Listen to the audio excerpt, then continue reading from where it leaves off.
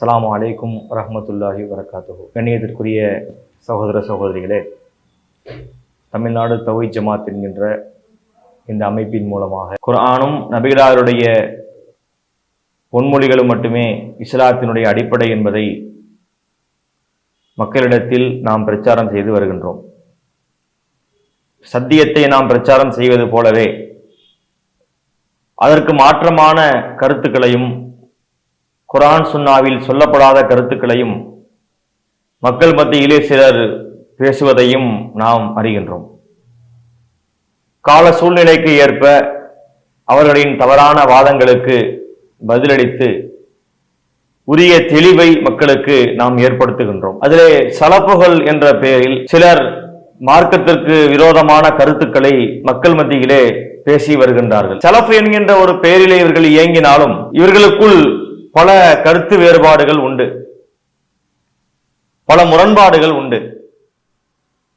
இவர்களுக்கென்று ஒரு இயக்கம் இல்லை. ஜாக் என்கின்ற ஒரு அமைப்பு தான் மக்களால் அறியப்பட்ட ஒரு இயக்கமாக இருக்கிறது. ஆனால் சமீபத்திலே அந்த ஜாக்கு கூடாரத்தில் இருந்து, அந்த சலஃபுகள் கூடாரத்தில் இருந்தே சில நல்ல கருத்துக்கள் வருவதை நம்மளால பார்க்க முடிகின்றது. அந்த ஜாக் என்ற அமைப்பை சார்ந்த ஹாஜா ஷேக் மிஸ்பாஹி என்று சொல்லக்கூடிய ஒரு ஆலிம் இவர் முகநூலிலே ஒரு பதிவை போடுகின்றார். அதாவது மன்ஹஜ் சலஃப் என்று ஒன்று இருக்குதுங்க. இந்த மன்ஹஜ் சலஃப் என்று சொன்னால் மன்ஹஜ் என்ற வார்த்தைக்கு வழிமுறை என்று பொருள். சலஃப்னா முன்னாடி உள்ளவர்கள், முந்தையோரின் வழிமுறை, முன்னாடி வாழ்ந்த அறிஞருடைய வழிமுறைகள் தான் நம்ம நடக்கணும் என்ற கொள்கை உடையவர்கள் தான் சலப்புகள். குர்ஆன் சுன்னாவோடு சேர்த்து சஹாபாக்களுடைய கருத்துக்களை ஏற்க வேண்டும் என்று சிலர், கூடவே தாபீன்களுடைய கருத்தை ஏற்கலாம் என்று சிலர், கூடவே தபவு தாபீன்களுடைய கருத்துக்களை ஏற்கலாம் என்று சிலர், கூடவே முன்னாடி வாழ்ந்த பல அறிஞருடைய கருத்தை ஏற்கலாம் என்று சிலர். இப்படி சலப்புகள்ல பல கேட்டகரி இருக்கு. இது எல்லாத்தையும் சேர்த்து மன்ஹஜ் சலப்புன்னு சொல்லிக்கிடுவாங்க. இந்த மன்ஹஜ் சலஃப் என்பதுதான் இந்த ஜாக்கினுடைய சலப்புகளுடைய ரொம்ப அடிப்படையான ஒரு விஷயம். ஆனால் இது மார்க்கத்தில் இப்படி ஒண்ணு கிடையாது என்பது வேறு விஷயம். அதை நான் இன்ஷா அல்லாஹ் பின்னாடி உங்களுக்கு விளக்குவோம். இந்த மன்ஹஜ் சலஃப் என்பதை பற்றித்தான் இந்த ஹாஜா ஷேக் மிஸ்பாஹி என்ற ஜாக்க அறிஞர் ஒருவர் ஒரு பதிவை போடுகின்றார். அது என்ன குறிப்பிடுகிறார்? மன்ஹஜ் சலஃப் இந்த கூற்றுக்களை பின்பற்றுவது கடமை கிடையாது. அப்படி கடமை என்று சொன்னால் ஏற்கனவே நாம் இருந்த ஷாஃபி மதுஹபிலோ அல்லது ஹனஃபி மதுஹபிலோ இருந்துட்டு போயிருக்கலாம். ரெண்டுக்கு வித்தியாசம் இல்லைங்கிறார். அதாவது அல்லாஹ்வுடைய வேதம், ரசூலுல்லாஹ்வுடைய வழிமுறை என்பது ஓகே, அது மார்க்கம், அது வஹீல உள்ளது. அதென்ன மன்ஹஜ் சலஃப்னு சொல்லி புதுசா ஒண்ணு கொண்டு வர்றீங்க, அது மார்க்கத்தில் இல்லாதது, மற்றவங்களுடைய கருத்து, அது வஹீல சேராது, அதை பின்பற்றக்கூடாது. அப்படி பின்பற்றுறதா இருந்தா நம்ம மதுஹபிலே இருந்திருக்கலாமே, ஷாஃபி இமாமுடைய கருத்தை ஏத்துட்டு போயிருக்கலாமே, ஹனஃபி இமாமுடைய கருத்தை ஏத்துட்டு போயிருக்கலாமே. அப்ப அதுக்கும் இதுக்கும் என்ன வேறுபாடுங்கிறார். அவர் கேட்ட கேள்வி கரெக்டா இருக்கு. ஷாஃபி என்பது ஒரு அறிஞருடைய கருத்து, ஹனஃபி என்பது ஒரு அறிஞருடைய கருத்தா இருக்குது. அதை ஏற்பது வழிகள் நம்ம பேசி இருக்கிறோம். இவங்க மட்டும் இல்ல, ஜாக்ல உள்ளவங்க மற்ற சலஃபுகள் எல்லாமே மதுஹப வழிகேடுன்னு பேசுவாங்க. அப்ப அந்த அறிஞருடைய கருத்துக்களை எல்லாத்தையும் வழிகேடு என்று பேசிவிட்டு அதற்கு ஒப்பான ஒரு விஷயத்தை அதை நம்ம எப்படிலாம் விமர்சிச்சாங்க. மதுஹபை விமர்சிக்கும் போது அது என்ன குர்ஆனா, அது என்ன நபிமொழியா, ஒரு அறிஞருடைய கருத்தை எப்படி மார்க்கமாகும் என்றெல்லாம் எப்படி விமர்சித்தார்களோ அதே மாதிரி விஷயத்துல இவங்களும் பண்றாங்க. ஒரு பக்கத்துல விமர்சிக்கக்கூடியவர்கள் இன்னொரு பக்கத்துல அதே வழிகேட்டையே செய்கின்றார்கள் என்ற கருத்தில் அவர் போடுகின்றார். அவர் போடக்கூடிய கருத்துடைய சாரம்சம் அதுதான். என்ன சொல்றாரு? மதுஹபை எடுத்துட்டு போயிருக்கலாமே, நம்ம எதுக்காக வேண்டி நம்ம இதை நோக்கி மதுஹபை விட்டுட்டு வரணும் என்ற கருத்திலே தான் அவர் கேட்கிறார். அவர் இறுதியாக எப்படி முடிக்கிறார்னு சொன்னா, நமக்கு பின்பற்றுவதற்கு தேவையானது மூலாதாரங்களாக இருக்க வேண்டியது ரெண்டு தான், ஒன்னு குர்ஆன், இன்னொன்னு சுன்னா அப்படின்னு முடிக்கிறார். நம்ம பின்பற்றுறதுக்கு ரெண்டு தான் தேவை, ஒன்னு குர்ஆன், இன்னொன்னு சுன்னா என்ற கருத்தை இவர் சொல்கிறார். நல்ல கருத்தை சொல்லி இருக்கிறார். பொதுவாக இந்த மாதிரி நல்ல கருத்துக்களை அவ்வப்போது சொல்வார்கள். எங்கே நம்ம பார்த்தோம்னா, இப்போ ஜமாத்துல் உலமாவுடைய மாநாட்டில் பார்த்தோம். ஜமாத்துல் உலமா என்பது அதுல பாத்தீங்கன்னா பரலவிகள் இருப்பார்கள், இவங்க தர்காவளி பாட்டெல்லாம் ஆதரிக்கக்கூடியவங்க, மௌலுது எல்லாம் கூடுன்னு சொல்லக்கூடியவங்க இருப்பாங்க. அதே போல தேவபந்திகள் இருப்பாங்க. தப்லீக்னு சொல்றாங்கல்ல, அந்த சிந்தனை இருக்கக்கூடியவங்க எல்லாம் இருப்பாங்க. அவங்க எல்லாம் பாத்தீங்கன்னா மௌலுதை எல்லாம் ஆதரிக்க மாட்டாங்க.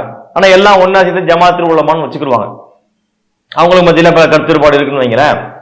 அவங்க திருச்சியிலே ஒரு மாநாடு நடத்தினார்கள். அந்த மாநாட்டிலேயே சில நல்ல கருத்துக்களை சில இமாம்கள் பேசினார்கள். குறிப்பாக தர்கா வழிபாடு செய்யக்கூடாது, அவளியாக்கள்கிட்ட போய் கேட்கறது ஏற்புடையது கிடையாது என்ற கருத்தில் பேசினார்கள். அதே போல மௌலுது ஓதக்கூடாது, அது நேரடியே சொல்ல மாட்டாங்க, அது ஒரு டைப்பா சொல்லுவாங்க. அது எப்படி சொன்னாங்கன்னா, அந்த இறை தூதர் என்ற நிலையை தாண்டி அவங்கள புகழக்கூடாது, அதுக்கு அர்த்தம் வரம்பு கடந்து புகழக்கூடாது, மௌலுது ஓதக்கூடாதுங்கிறது தான். அந்த மாதிரியான கருத்துக்களை எல்லாம் அவங்க சொன்னாங்க. சொன்ன உடனே பாத்தீங்கன்னா அவங்கள ரவுண்டு கட்டி அடிக்கிற மாதிரி பல இமாம்கள், அந்த தர்கா வழிபாட்டை மௌலுதை ஆதரிக்கக்கூடியவர்கள் பல எதிர்கருத்துக்களை எல்லாம் சொல்லி கரித்து கொட்டியதை நம்ம பார்த்தோம். அதே பாணி தான் இங்க சலப்புகளே நடக்குது. இப்போ இங்க என்ன நடந்ததோ அதுக்கு சின்ன ஒரு வேறுபாடு கூட இல்லாமல் இந்த சலப்பு கூடாரத்துக்குள்ளேயும் அந்த புகைச்சல் இப்போது கிளம்பி இருக்கின்றது. என்னன்னா, இந்த ஹாஜா என்பவர் போட்ட இந்த பதிவை பார்த்த உடனே பலரு பொங்க ஆரம்பித்திருக்கின்றார்கள். அதுல அந்த சலப்பு கூடாரத்தில் இருக்கக்கூடிய ஒருத்தர் சொல்றாரு, ஜாக்கு இயக்கத்துல பல அறிஞர்கள் இருக்கின்றார்கள். அந்த பல அறிஞர்கள் எப்படி இருக்கின்றார்கள், அவர்கள் மன்ஹஜ் சலஃபை ஏற்றுக்கொண்டிருக்கிறார்கள், மன்ஹஜ் சலஃபு கொள்கையைத்தான் மக்களுக்கு பிரச்சாரம் செய்கிறார்கள், அல் ஜன்னத்து பத்திரிகையிலேயும் கூட அதை பத்தி எழுதப்பட்டிருக்கு. அப்படி தெளிவாக சொல்லி இருக்கும் போது அதுக்கு மாத்தமாக ஏன் ஒரு சிலர் இப்படி பேசிக்கிட்டு இருக்கிறாங்க, பொதுவெளியில போய் இப்படி எழுதி பிரச்சனையை உண்டாக்குறாங்க என்று இவரை கண்டிக்கும் விதமாக இந்த ஹாஜான் ஒருத்தர் எழுதினார் பாருங்க, இந்த மன்ஹஜ் சலஃபு தப்புன்னு சொல்லி எழுதினார்ல, அவரை கண்டிக்கும் விதமாக இவர் ஒரு பதிவை போடுகிறார். இவரு நல்ல கருத்தை சொல்லி இருக்கிறார். ஒண்ணு நம்ம நல்ல கருத்தை சொல்லணும், அல்லது ஒருத்தர் சொன்னா அவர் சொல்றாரு நமக்கு தான் முடியல, அவராவது சொல்றாருன்னு சும்மாவாது இருக்கணும். அதை இருக்கவே மாட்டார்கள். உடனே என்ன செய்வாங்கன்னா வெடித்து கிளம்புவார்கள். அந்த மாதிரி தான் இப்ப கிளம்பி இருக்கின்றார்கள். அவரை திட்டக்கூடிய விதத்தில, அவரை விமர்சிக்கக்கூடிய விதத்தில பதிவுகளை போட்டிருக்கிறாங்க. இதுல இவர் வைக்கக்கூடிய இந்த வாதம் எவ்வளவு தப்பா இருக்குன்னு பாருங்களேன். அதை விமர்சிச்சு போட்டார்ல, ஒரு சலஃபி கூடாரத்தில் இருக்கக்கூடிய ஒருத்தர் ஜாக்குக்கு மாற்றமா, ஜாக்கில் உள்ள பல அறிஞர்களுக்கு மாற்றமா அப்படி பேசுறாருன்னு போட்டார்ல, அந்த வாதமே எவ்வளவு தப்பா இருக்கு நீங்க பாருங்களேன். அவர் என்ன சொல்லியிருக்கலாம், திருக்குர்ஆனுக்கு மாற்றமா பேசிட்டாரு, இன்னென்ன வசனங்களுக்கு மாற்றமா அவர் பேசினாருன்னு அவர் சொல்லல, நபிகளாருடைய இந்த ஆதாரபூர்வமான ஹதீஸ்களுக்கு மாற்றமா பேசினார்னு சொல்லவில்லை, ஜாக்கு அறிஞர்களுக்கு மாற்றமா பேசிட்டாராம். அதை அப்படி கண்டிக்கிற விதத்துல இவர்கள் பேசுவதை பார்க்கிறோம். இதெல்லாம் ஒரு நல்ல கருத்தை சொன்னாலும் ஏற்கக்கூடாது, நல்ல கருத்து மக்களுக்கு சென்றடைஞ்சிடக்கூடாது என்ற நோக்கத்திலே அவங்க செய்யக்கூடிய ஒரு வேலை. தலப்பு கூடாரத்தை சேர்ந்த இன்னொரு அறிஞர், இன்னொரு மௌலவி பேசுகிறார். அவர் என்ன சொல்றாருன்னா, அவர் ஜாக்கையே டேமேஜ் பண்றார். இந்த ஜாக்கில் உள்ளவங்களுக்கு விவரம் கிடையாது, அவங்களுக்கு ஒரு புரிதல் கிடையாது, தப்பு தப்பா விளங்குறாங்க என்று ஒட்டுமொத்த ஜாக்கையும் விமர்சிக்கக்கூடிய விதத்தை பேசுறது இவரும் சலப்பு தான், எல்லாம் சலப்புன்னு சொல்லிக்கிறாங்க. இந்த ஹாஜான்னு ஒருத்தர் பதிவு போட்டார்ல, அந்த பதிவை குறிப்பிட்டு மன்ஹஜ் சலஃபை பின்பற்றக்கூடாது என்று இவர் சொல்லுகிறார். இவர் அப்படின்னா என்னன்னு சொல்ல வர்றார், மன்ஹஜ் சலஃபை பின்பற்றக்கூடாதுன்னா அது ஹராமா, அது முஸ்தஹப்பா, அது மக்ரூவா என்று அவர் நிறைய கேள்விகளை கேட்கிறார். இந்த சலப்புகளுடைய ஒரு தன்மை என்னன்னு சொன்னா, நிறைய இந்த அரபுலே பேசுவாங்க. அரபுகள்லயே நம்ம சில விஷயங்களை சொல்லியாச்சுன்னா ஒரு அறிஞர் தோற்றம் வருமா இல்லையா, அதோ பயங்கரமா அரபியில சொல்றாங்கன்னு சொல்லி அதை மக்கள் நம்புவாங்கன்னு நினைக்கிறாங்களா என்னமோ தெரியல. நிறைய இந்த அரபுகள் பாத்தீங்கன்னா யூஸ் பண்ணுவாங்க. அதுல என்ன சொல்லுவாங்கன்னா, இஜ்மாவு சஹாபா, பஹ்மு சஹாபா, மன்ஹஜு சலஃபு, சபீருல் முமினீன் என்கின்ற பல அரபு வார்த்தைகளை எல்லாம் இவங்க யூஸ் பண்றது உண்டு. அப்படி சில கேள்விகளை இவர் கேட்கிறார். அது இந்த 4 கேள்வி அரபியில கேட்டாச்சுன்னா அது இந்த நம்ம வாதம் நிக்குன்னு அவர் நினைக்கிறார். இந்த கேள்விகள் எதுவுமே சரி கிடையாது. இப்ப இவரை பார்த்து நம்ம நிறைய கேள்விகளை கேட்க முடியும். இப்ப இவர் மன்ஹஜ் சலஃபு கூடுன நிலையில உள்ளவர், இதை விமர்சிக்கிறாரே. நான் சொல்லக்கூடிய இவர் மன்ஹஜ் சலஃபு கூடும் என்ற நிலையில இருக்கிறாரே, இவர் எந்த அடிப்படையில் அந்த முடிவை எடுத்தாரு? அப்படி குர்ஆன்ல சொல்லப்பட்டிருக்கிறதா, நபி வழியிலே சொல்லப்பட்டிருக்கிறதா, அல்லாஹ் எங்கேயாவது அப்படி நமக்கு சொல்லி இருக்கின்றானா? அல்லாஹ்வுடைய தூதர் எங்கேயாவது உங்களுக்கு ஒரு விஷயத்துல புரியாட்டா முன்னோருடைய கருத்தை எடுங்கன்னு நமக்கு வழிகாட்டி இருக்கின்றாங்களான்னு கேட்டா கிடையாது. நம்ம நியாயமான கேள்விகளை அவங்களை நோக்கி கேட்கிறோம், அவங்க அதுக்கு பதில் சொல்ல கடமைப்பட்டிருக்கிறார்கள். அப்ப இந்த மாதிரியாக சில கேள்விகளை அவர் கேட்கிறார். கேட்டுட்டு அவர் என்ன குறிப்பிடுறாருன்னு சொன்னா, இவருடைய இந்த பதிவை பார்க்கக்கூடிய நேரத்திலே மன்ஹஜ் ஸலஃப் இந்த உம்மத்துக்கு தேவையில்லைங்கிற மாதிரி சொல்றாரு. ஃபிர்தௌஸியா உடைய ஒரு ஆசிரியர் போல இருக்கு, ஜாக்கினுடைய ஒரு ஆசிரியராக அவர் இருக்கிறாரு. இவர் சொல்லக்கூடிய இந்த இவருடைய இந்த முகநூல் பதிவை பார்க்கக்கூடிய நேரத்தில் மன்ஹஜ் ஸலஃபே வேண்டாம், அது இந்த உம்மத்துக்கே தேவையில்லை என்ற கருத்தை சொல்வது போல இருக்குது அப்படின்னு கேட்கிறார். அவர் அர்த்தம் சொல்றார். அவருடைய பதிவிலே அது எல்லாம் தெளிவாக தெரிகின்றது. இந்த உம்மத்துக்கு அது தேவையில்லை என்ற கருத்தை தான் அவர் தெளிவுபடுத்தி இருக்கின்றார். அப்ப அவர் தெளிவுபடுத்த உடனே மறுபடியும் கேள்வியா கேட்கிறார். உங்களுடைய ஒரு நோய் என்னன்னு சொன்னா, இவங்க கேட்ட கேள்விக்கு நம்ம பதில் சொன்னாலும் கூட அந்த பதிலையே திருப்பி கேள்வி மாதிரி கொண்டு வந்து கேட்பாங்க. அது இவங்கள்ட்ட உள்ள ஒரு பிரச்சனையாகவே நம்ம பார்க்கின்றோம். அப்ப அப்படியான ஒரு விஷயத்த கேட்கிறார். இந்த கேள்வி மட்டும் இல்லாம ஒட்டுமொத்த ஜாக்கையை ஒரு டேமேஜ் பண்ணக்கூடிய விதத்துல கேள்விகளை எடுக்கிறார். அடுத்து இவர் நிறைய கேட்கிறார். ஜாக் அமைப்பினுடைய தற்போதைய பொதுச் செயலாளர் அவர் கணவனை இழந்த வயது முதிர்ந்த பெண்களுக்கு இத்தா காலம் 3 மாதம்னு சொல்றாரு அப்படிங்கிறார். சொல்லிட்டு அவரிடம் கணவனை இழந்த பெண்கள் யாராக இருந்தாலும் அவர்கள் அனைவருக்குமான இத்தா கால அளவு 4 மாதம் 10 நாட்கள் தான். அதான் அவருக்கு பதில் சொல்றாரு. ஜாக்கினுடைய ஒரு ஆலிம் சொல்றாராம், கணவனை இழந்த வயது முதிர்ந்த பெண்ணுக்கு 3 மாசம் தான் இதான்னு சொல்றாராம். ஆனா அது தப்பா. 4 மாசம் 10 நாள்ல தான் குரான்ல இருக்கு, சுன்னால இருக்கு என்று சொல்லி இருந்தால் பரவாயில்லை, அது நியாயமான வாதம், நம்ம பார்த்துருவோம். என்ன கேட்கிறாருன்னா, குரான்லையும் அப்படித்தான் இருக்கு, சுன்னாலையும் அப்படித்தான் இருக்கு, இது இஜ்மாவுடைய அம்சமாகவும் இருக்கு. அதனால இஜ்மாவுடைய அம்சம்னா அப்படி இஜ்மானா என்ன அப்படின்னா மார்க்கத்தில் ஒரு கருத்து இருக்கிறதா? அல்ல எங்கேயாவது இஜ்மாவை பின்பற்றுங்கள் என்று சொல்லி இருக்கின்றானா? அப்ப ஒரு விஷயத்தை நம்ம விமர்சிக்கக்கூடிய நேரத்தில் கூட எப்படி விமர்சிக்கிறாங்க? மார்க்கத்தில் இல்லாத விஷயங்களையும் அடிப்படையை போல சேர்த்துக் கொண்டு குரானில் இருப்பதுக்கு மாற்றமா இருக்குன்னா அது நியாயமான வாதம். ஹதீஸ்ல இருக்கக்கூடிய கருத்துக்கு எதிராக இருக்குன்னா அது நியாயமான வாதம்.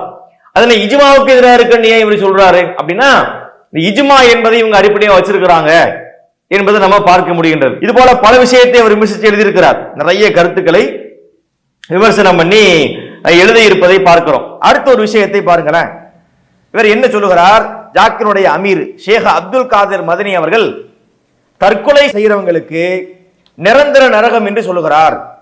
ஜாக்குடைய அமீர் இருக்கிறார்ல, கமாலுத்தீன் மதனின்னு சொல்லுவாங்கல்ல, அவரு தற்கொலை செய்யறவர்களுக்கு நிரந்தர நரகம் என்று சொல்லுகிறார் அப்படின்னு சொல்லிட்டு, இது அஹ்லு சுன்னாவுடைய கொள்கை கிடையாது. இந்த மாதிரி தற்கொலைக்கு நிரந்தர நரகம் என்பது அஹ்லு சுன்னாவுடைய கொள்கை கிடையாது. இது ஹவாரிஜிகளுடைய கொள்கை, இது முஅத்தஸிலாக்களுடைய கொள்கை என்று இவர் சொல்கிறார். சொல்லிவிட்டு இதை நம்ம இப்படி சுட்டி காட்டினாலும் நல்ல விஷயத்தை யார் சொன்னாலும் ஏற்றுக்கொள்ள வேண்டும் என்று வாதிடுகிறார். அது தவறு அப்படின்னு சொல்றார். அதாவது இதுல நிறைய கேள்விகள் வாதங்கள் உள்ள அடங்கி இருக்கிறது.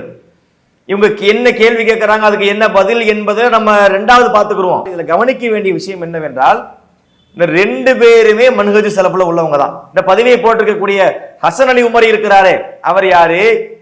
மன்ஹஜ் ஸலஃபை பின்பற்றக்கூடியவர். மன்ஹஜ் ஸலஃபை பின்பற்றினால்தான் சத்தியத்தை புரிய முடியும் என்ற கொள்கை உடையவர். இவர் யாரை விமர்சிக்கிறாரு?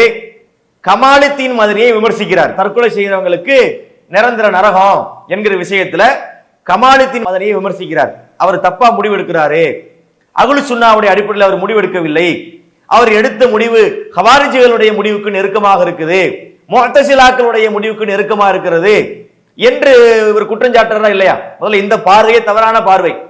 ஒரு கருத்தை நம்ம தவறு என்று சொல்வதாக இருந்தால், குர்ஆன் சுன்னா அடிப்படையில் தப்புனா அதை மட்டும் சொல்லிட்டு போயிட வேண்டியதான். அது அவருக்கு சொல்ற மாதிரி இருக்கு, இவர் சொல்ற மாதிரி இருக்குன்னு சொன்னா அதுக்காக வேண்டிய மறுக்க வேண்டுமா? இப்ப உதாரணமாக தமிழகத்தில் பரேலவிகள் இருக்கிறார்கள்.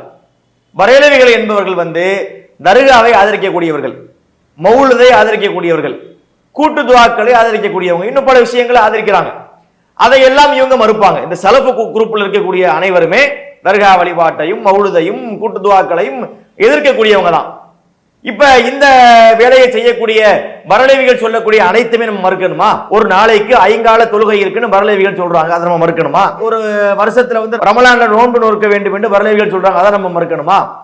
துல்ஹஜ் மாதத்துல வந்து ஹஜ் பெருநாள் வரும்னு பரலவிகள் சொல்றாங்க, அதை நம்ம மறுக்கணுமா? தேவையில்லையே.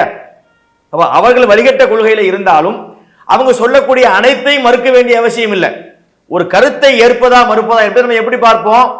திருக்குரானுக்கும் ரசூலுல்லாஹ்வுடைய பொன்மொழிகளுக்கும் ஒத்து வருதான்னு பார்ப்போம். ஒத்து வந்தா ஏத்துக்குவோம், இல்லாட்டி மறுத்துட்டு போயிடுவோம்.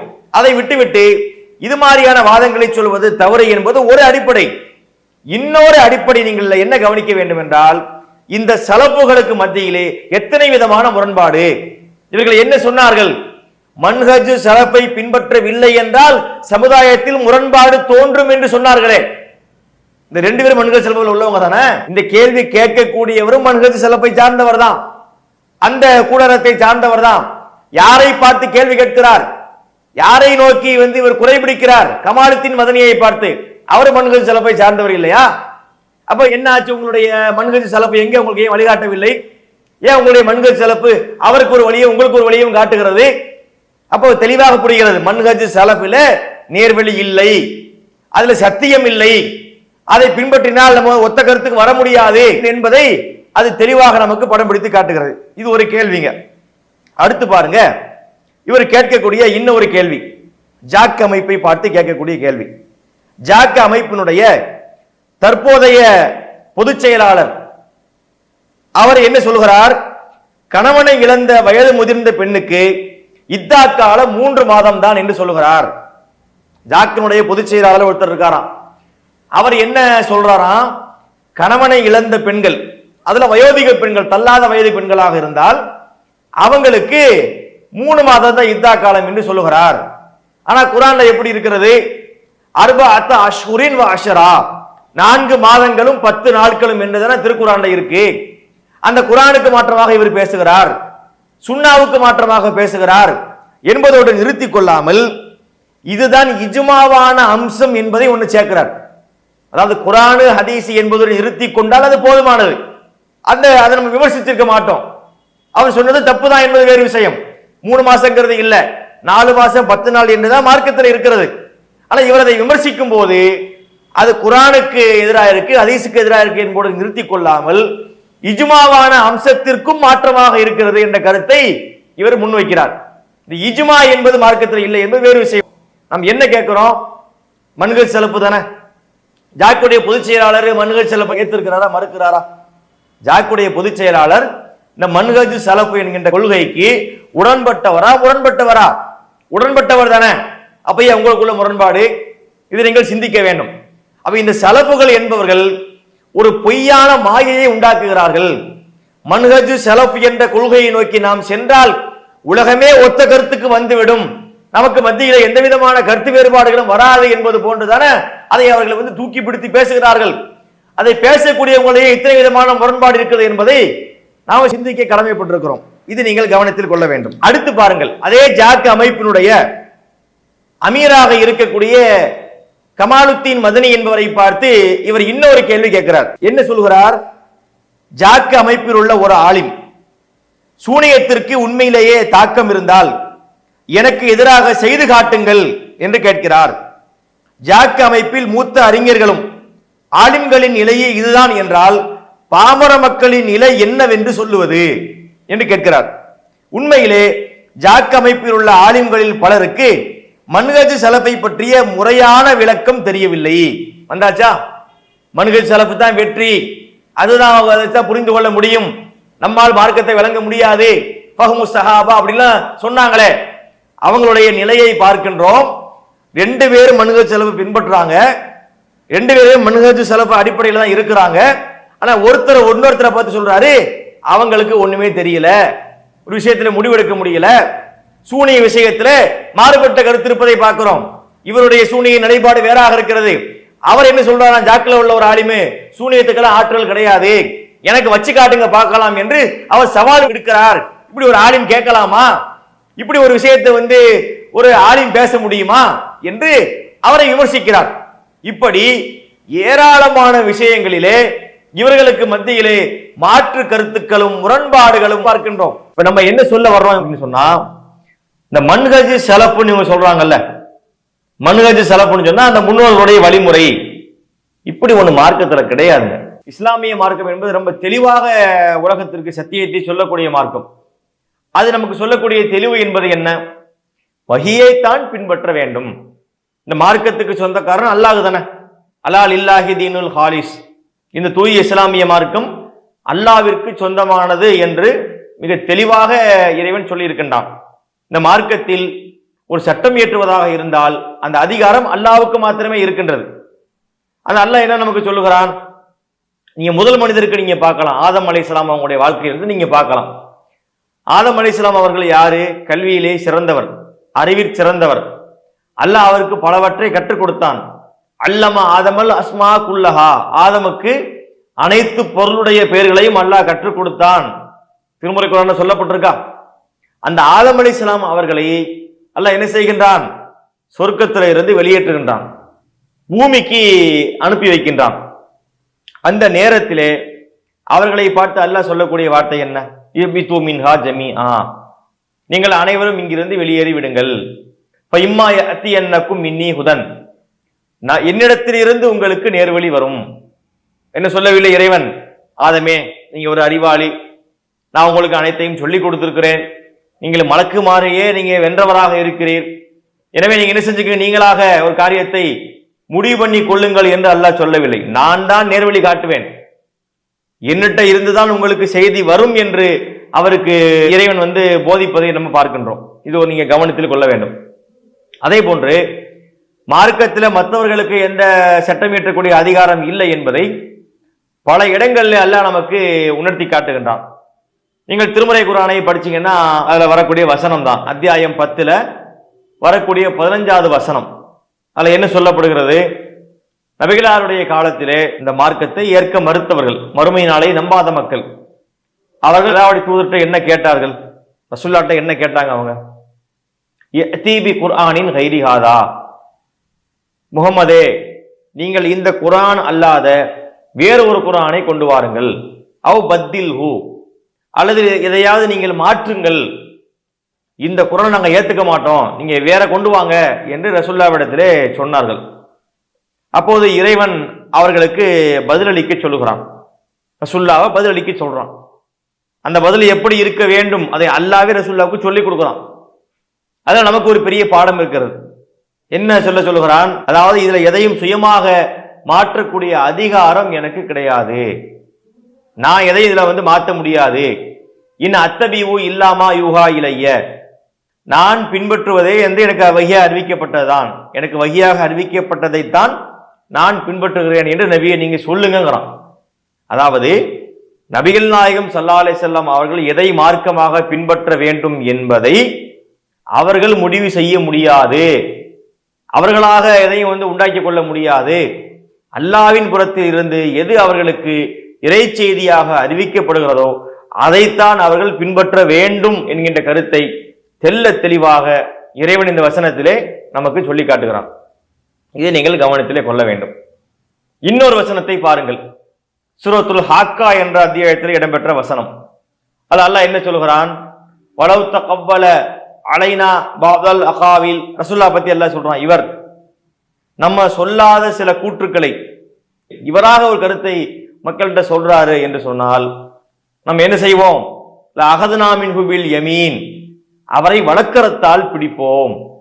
சும்மல கத்தானா மின்ஹுல் வத்தீன், அவருடைய பிடரி நரம்பை நம்ம துண்டித்து விடுவோம், அறுத்து விட்டுருவோம் என்று அல்லாஹ் எச்சரிக்கிறான். அப்ப இந்த தூதருடைய வேலை என்ன? நம்ம என்ன சொல்றோமோ அதைத்தான் சொல்லணும். அல்லாஹ்ட்ட இருந்து வஹி வரும், அந்த வஹியை அப்படியே மக்களுக்கு சொல்வதுதான் ரசூலுல்லாஹ்வுடைய வேலையை தவிர அதுல எந்த ஒன்னையும் சேர்க்கக்கூடிய அதிகாரம் ரசூலுல்லாஹ்வுக்கு கிடையாது என்பதை மிக தெளிவாகவே இறைவன் கூறியிருப்பதை பார்க்கிறோம். ஆனால் இன்று இந்த சலஃபுகள் என்று சொல்லக்கூடியவங்க இந்த மன்ஹஜ் சலஃப் என்கின்ற பெயரிலே, முன்னோர்களுடைய வழிமுறை என்ற பெயரில் இந்த குர்ஆன் சுன்னாவுக்கு மாற்றமான வழியை நோக்கி இவர்கள் பயணித்துக் கொண்டிருக்கிறார்கள். அவங்க என்ன சொல்ல வர்றாங்கன்னா, அதாவது மார்க்கத்தை எப்படி புரிய வேண்டும், குர்ஆனை எப்படி புரிய வேண்டும், ஹதீஸை எப்படி புரிய வேண்டும் என்று சொன்னால் சஹாபாக்கள் எப்படி புரிந்தார்களோ அப்படித்தான் புரிய வேண்டும் என்று ஒரு கூட்டம் சொல்லுது. இன்னொரு கூட்டம் சொல்லுது அதோடு நம்ம சேர்த்து தாபீன்களையும் சேர்த்துக்கலாம். அவங்களுக்கு மத்தியிலே பல கருத்துப்பாடு இருக்குன்னு வைங்களேன். சிலர் தபோ தாபிங்கிறாங்க, சிலர் நமக்கு முன்னாடி வாழ்ந்த அறிஞர்கள் வரைக்கும் அதை நம்ம பின்பற்றிக்கலாம் ஏடெல்லாம் மாறுபட்ட பார்வையுடையவர்களாக அவங்க இருக்கிறாங்க. இதுல எதுவுமே மார்க்கம் கிடையாது. அல்லாஹ் சொன்னது மார்க்கம், அல்லாஹ்வுடைய தூதர் சொன்னது மார்க்கம். அதல்லாத மற்றவங்க யாரு சொன்னாலும் அது மார்க்கம் அல்ல என்ற தெளிவை நம்ம பெறும்போதுதான் நம்முடைய உள்ளம் ஏகத்துவத்தில் லயித்திருக்க முடியும். இதை விட்டுவிட்டு அடுத்த வழியை நோக்கி நம்ம போயிட்டோம்னு சொன்னா கண்டிப்பாக நமக்கு அது வழிகேட்டுடைய பயணமாகத்தான் இருக்கும் என்பதை நம்ம புரிந்து கொள்ள வேண்டும். இவங்க இப்படிதான் போனார்கள். இந்த சலபுகள் எப்படி போனாங்கன்னு சொன்னா குர்ஆன் சுன்னாவை தாண்டி போன ஒரு சூழ்நிலை எப்படி போச்சுன்னா சஹாபாக்களை பின்பற்றலாம் நாங்க, அடுத்து இன்னொரு படி இறங்கி தாபீன்களை பின்பற்றலாம்னு சொன்னாங்க, அதுக்கடுத்து இன்னொரு வழிகேட்டினுடைய படியில இறங்கி தபோ தாபியை பின்பற்றலாம்னு சொன்னாங்க, அதுக்கடுத்து கொஞ்சம் கீழே போய் முன்னாடி உள்ள எல்லா அறிஞருடைய கருத்தையும் ஏற்றுக்கலாம்னு சொல்லக்கூடிய அளவிற்கு அவங்களுடைய நிலை தரம் தாழ்ந்து சென்று கொண்டிருப்பதை நம்ம பார்க்கின்றோம். இதெல்லாம் மார்க்கமே கிடையாது. வஹி மட்டும்தான் மார்க்கம் என்பதை நம்ம கவனத்திலே கொள்ள வேண்டும். இன்னொன்னு நம்ம என்ன பார்க்கிறோம் என்று சொன்னால் இவங்க சொல்லக்கூடிய ஒரு பிரச்சாரம் என்னன்னா, இப்ப நாம ஒரு கருத்தை முடிவு செஞ்சா நமக்கு மத்தியிலே கருத்து வேறுபாடு வரும். அவங்க தங்களுடைய வசதிக்கு தக்கவாறு கருத்துக்களை பேசுவாங்க. அதுல 10 கருத்து 50 கருத்து வந்துடும். அப்ப சஹாபாக்களுடைய கருத்தை நம்ம ஏற்றுக்கொண்டால்தான் ஒத்த கருத்துல நிக்க முடியும் என்ற ஒரு விஷயத்தை இவர்கள் சொல்கின்றார்கள். இன்னொன்னு என்ன சொல்றாங்கன்னா, மார்க்கத்தை புரிந்து கொள்வதற்கு சஹாபாக்கள் தான் மிகச் சிறப்பா புரிவாங்க, அவங்களுக்கு தான் சரியான ஒரு புரிதல் இருக்கும், மார்க்கத்தை அவங்க புரிஞ்ச மாதிரி நம்ம புரிய வேண்டும் என்று சொல்கிறார்கள். திருமறை குர்ஆன் நமக்கு என்ன சொல்கிறது? சிந்திக்க வேண்டியது சஹாபாக்கள் மட்டும்தான் சிந்திக்கணுமா? அல்லாஹ் எத்தனை இடத்துல நமக்காக வேண்டி சொல்லி காட்டியிருக்கிறான், நீங்கள் சிந்திப்பதற்காக தெளிவான வசனங்களை அருளி உள்ளோம். நீங்கள் என்பது இங்கே யாரை குறிக்கிறது? சஹாபாக்களை மட்டும் குறிக்கக்கூடிய வார்த்தையா? அனைவரையுமே குறிக்கக்கூடிய வார்த்தை தானே. கியாமத் நாள் வரைக்கும் எத்தனை மக்கள் வந்தாலும் அவ்வளவு பேரை அந்த வார்த்தை குறிக்குமே. அப்ப சிந்திப்பதற்காகத்தான் அல்லாஹ் நமக்கு இந்த வசனத்தை அருளி இருக்கின்றான், இது போன்ற கருத்துக்களை நமக்கு சொல்லி இருக்கின்றான். நம்ம கவனிக்கங்க. அதே போல இன்னொரு வசனத்தை சொல்லும் போது அஃபலாயத் தப்பரூனல் குர்ஆன், இந்த குர்ஆனை அவர்கள் சிந்திக்க வேண்டாமா? வலவுக்கான மின் இந்தி கைரில்லா ல வஜது ஃபீஹி இக்திலாஃபன் கதீரா, இந்த குர்ஆன் அல்லாஹ் அல்லாத பிறரிடத்தில் இருந்து அருளப்பட்டிருந்தால் அதிலே அநேக முரண்பாடுகள் வந்திருக்கும். அப்ப அல்லாஹ்விடத்திலிருந்து வந்தால் முரண்பாடு வராது, மற்றவங்களிடம் வந்தால் முரண்பாடு வரும் என்ற கருத்தை சொல்றதுக்கு முன்னாடி அல்லாஹ் என்ன சொல்கிறான்? நீங்கள் சிந்திக்க மாட்டீர்களா என்று கேட்கிறான். இந்த சிந்திக்க மாட்டீர்களா என்ற கேள்வி சஹாபாக்களுக்கு மட்டும் உரிய கேள்வியா? அல்லாஹ் அவங்கள மட்டும்தான் சிந்திக்க சொல்றானா? நம்மளை சிந்திக்க சொல்லவே இல்லையா? இது நம்ம கவனத்திலே கொள்ள வேண்டும். அப்படி கிடையாது, நம்ம அனைவருமே சிந்திக்கத்தான் வேண்டும். இப்போ அடுத்து இன்னொரு வாதம் வச்சாங்கல்ல, நாம சிந்திக்கும் போது அதுல கருத்து வேறுபாடுகள் வரும். வந்துட்டு போது அதுக்குரிய தீர்வு என்ன, அதுக்குரிய வழிமுறையை மார்க்கம் சொல்லுதா இல்லையா? ஒரு விஷயத்தை நம்ம படிக்கிறோம், ஒரு விஷயத்தை நம்ம மார்க்கத்தில் அணுகி பார்க்கின்றோம், அதுல ஒரு கருத்து வேறுபாடு வந்தால் அதற்கு மார்க்கத்தில் தீர்வு சொல்லப்பட்டிருக்கிறதா இல்லையா? சொல்லப்பட்டிருக்குதே. அல்லாஹ் தெளிவா சொல்றானே, வயின் தனாஸஅதும் ஃபீ ஷைஇன் ஃபருத்தூஹு இலல்லாஹி வர்ரசூல். ஒரு விஷயத்திலே நீங்கள் கருத்து வேறுபாடு கொண்டால், உங்களுக்கு கருத்து வேறுபாடு ஏற்பட்டால் அல்லாஹ்விடத்திலும் அல்லாஹ்வுடைய தூதரிடத்திலும் இதை கொண்டு செல்லுங்கள். கொண்டு போய் பார்த்தா முடிஞ்சு போச்சு. ஒரு வசனம் நமக்கு டவுட்டா இருக்கு, குர்ஆனை எடுத்து பார்க்கிறோம், இன்னொரு வசனம் அதுக்கு நமக்கு விளக்கமா இருக்கு, ஒரு விஷயம் நமக்கு புரியாத மாதிரி இருக்கு, இன்னொரு நபிமொழியை படிக்கும்போது அது நமக்கு உரிய விளக்கத்தை தருகிறது. அப்ப மார்க்கத்தில் உள்ள விளக்கத்தை மார்க்கத்தை கொண்டுதான் பார்க்கணுமே தவிர இன்னொருத்தருடைய கருத்தை கொண்டு நம்ம பார்க்க முடியாது. இன்னொன்னு நீங்க கவனிக்கணுங்க, இவங்க சொல்லக்கூடிய வாதம் எவ்வளவு அபத்தமான வாதம் என்று சொன்னால், மார்க்கத்தில் அல்லாஹ்வால் சொல்லப்பட்ட ஒரு சட்டத்தை புரிய முடியவில்லை என்றால் ஒரு மனுஷனுடைய கருத்தை வச்சு புரிய முடியுங்கிறாங்க. என்ன சொல்ல வராங்கன்னு புரிகிறதா? வேதம் என்பது அல்லாஹ் கொடுத்தது, ரசூலுல்லாஹ் சொன்ன ஹதீஸ் என்பது அல்லாஹ்விடமிருந்து ரசூலுல்லாஹ்வுக்கு அருளப்பட்ட அவங்க சொன்னதுதான். அதுல ஒண்ணு புரியாமல் இருக்கும் போது நம்ம அதுல இருந்தே தேடி விளக்கம் படிச்சாச்சுன்னா சரியா வந்துடும். இவங்க சொல்லக்கூடிய கருத்து என்ன? அல்லாஹ்வுடைய வேதத்தை படிக்கும் போது கூட புரியாம போயிடலாம், ரசூலுல்லாஹ்வுடைய பொன்மொழிகளை படிக்கும் போது கூட புரியாம போயிடலாம். அதுல ஏற்படாத தெளிவு எங்க ஏற்படுதுன்னு சொல்ல வர்றாங்க. சஹாபாக்களுடைய கருத்தை படிக்கும் போது, தாபீன்களுடைய கருத்தை நம்ம எடுத்துக்கொள்ளும் போது, தபோ தாபீன்களுடைய கருத்தின் பக்கம் நம்ம செல்லும் போது, இஜ்மான்னு சொல்லுவாங்க, எல்லாருடைய ஏகோபித்த கருத்தின் பக்கம் நம்ம போகக்கூடிய நேரத்துல அந்த கருத்து நமக்கு விளங்குது என்று சொன்னால், இது வரலேவிகள் சொல்லக்கூடிய கருத்தா இருக்கிறதே. குர்ஆன் என்பது உங்களுக்கு புரியாது, ஆலிம்களுக்கு தான் குர்ஆன் புரியும், நாங்க தான் உங்களுக்கு விளக்குவோம் என்று சொல்வதற்கும் இவங்க சொல்லக்கூடிய கருத்துக்கும் என்ன வித்தியாசம் இருக்கிறது? அப்ப நாம் இதை கவனத்திலே கொள்ள வேண்டும். அல்லாஹ்வுடைய மார்க்கத்தை கொண்டே நம்மால் மார்க்கத்தை புரிய முடியும். அல்லாஹ்வுடைய தூதருடைய விளக்கத்தை கொண்டே நம்ம என்ன செய்ய முடியும்? மார்க்கத்தை புரிந்து கொள்ள முடியும். எந்த ஒரு மனிதனுடைய கருத்தையும் கொண்டுதான் இந்த மார்க்கத்தை புரிந்து கொள்ள வேண்டிய நிலையை இந்த மார்க்கத்திற்கு அல்லாஹ் ஏற்படுத்தவில்லை. எல்லாத்தையுமே அல்லாஹ் நமக்கு தெளிவுதான் படுத்தி இருக்கின்றான். இதை நம்ம கவனத்தில் கொள்ள வேண்டும். சலபுகளுடைய பயணம் எப்படி இருக்குன்னா, கொஞ்சம் கொஞ்சமா கீழே இறங்கி இப்ப இஜ்மா என்கின்ற நிலைக்கு வந்துட்டாங்க. இஜ்மா என்று சொன்னால் என்ன? ஏகோபித்த கருத்து. அதாவது ஒரு கருத்தை பலரும் சேர்ந்து ஒருமித்து சொல்லி இருக்கின்றார்கள் அப்படின்னு சொல்றாங்கல்ல. இல்ல, வேடிக்கை என்னவென்றால், இந்த ஏகோபித்த கருத்தை ஏற்க வேண்டும் சொல்றாங்கல்ல, அவர்களுக்கு மத்தியிலேயே பல கொள்கை முரண்பாடுகள் இருப்பதை பார்க்கின்றோம். இந்த ஏகோபித்த கருத்துன்னு சொல்லக்கூடியவங்களை பத்தி ஏகோபித்த கருத்து இல்லை.